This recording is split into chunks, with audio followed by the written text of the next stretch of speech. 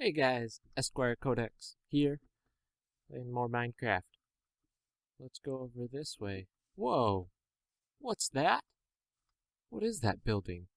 Shall we explore? Kinda funky looking.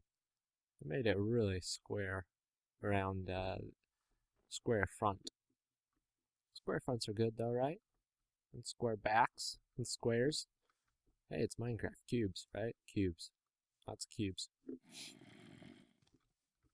I really shouldn't be outside in the night. We know what happens then. But I built this, a little home base. Not too much right now. But it's at least a place to call home. Home without a bed.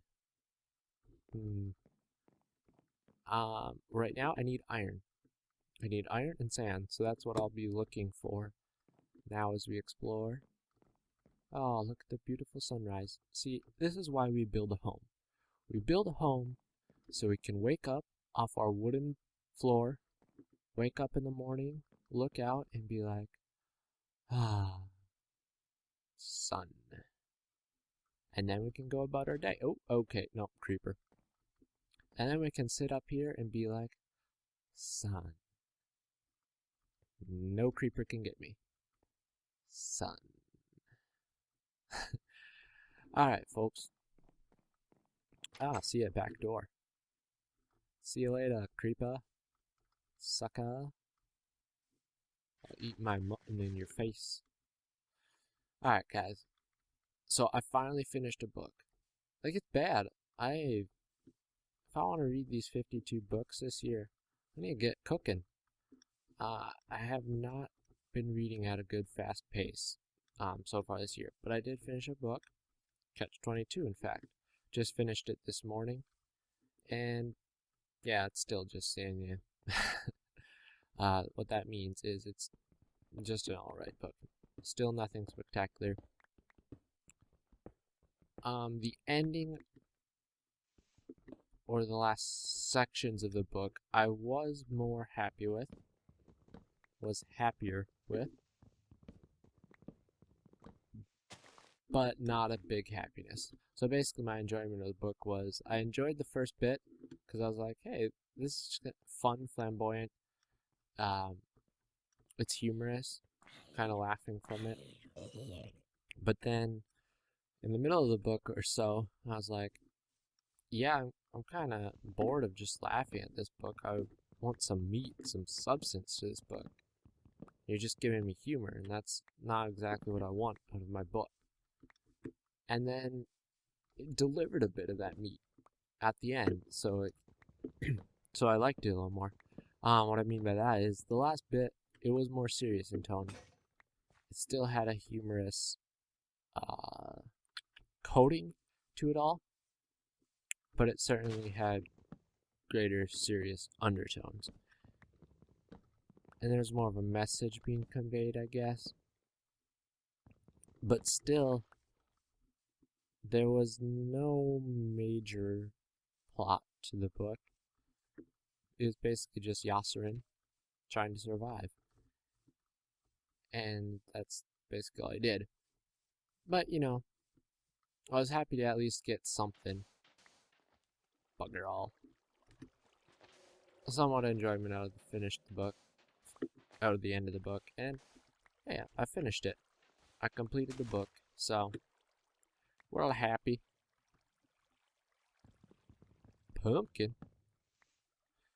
Now, I have a couple more books that I'm halfway through that I just need to clean up.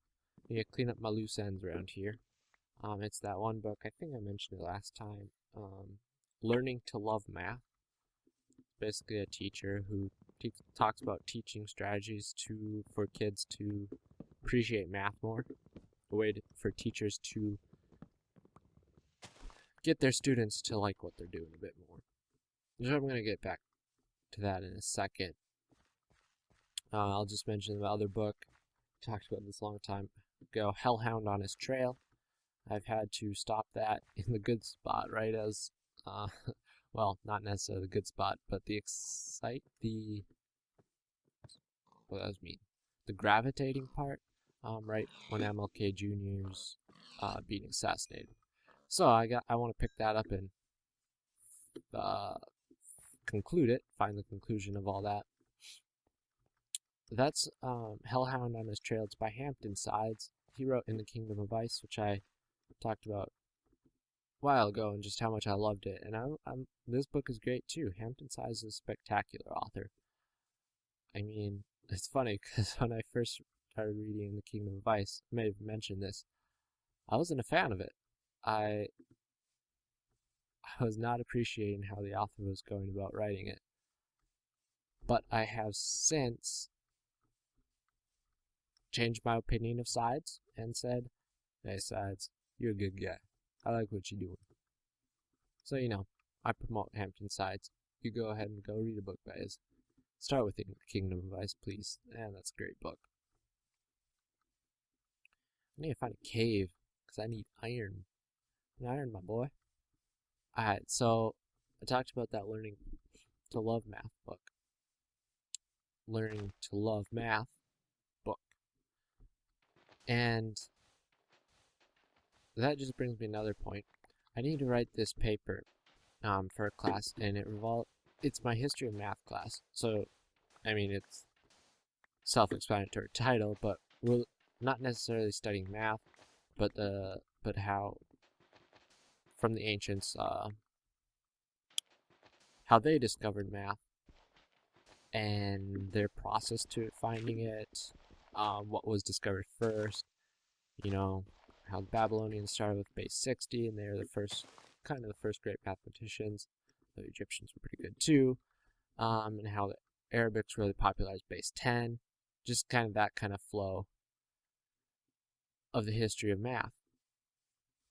And for that class, oh great, I got myself turned around. I'm not going to find home. For that class, I have to write this side paper of why do education programs in college require history of math for math teachers. Why is it? And so I'm writing a paper, and I mean, I'm all for them requiring history of math because I think it is neat and interesting to get that perspective. Now I just need to find some research to back it up. But I don't know, so I've been doing some preliminary reading, and it's basically got me thinking, like, okay, so why are we teaching math? We're teaching math to foster learning. We're teaching math for inspiration, for wonder.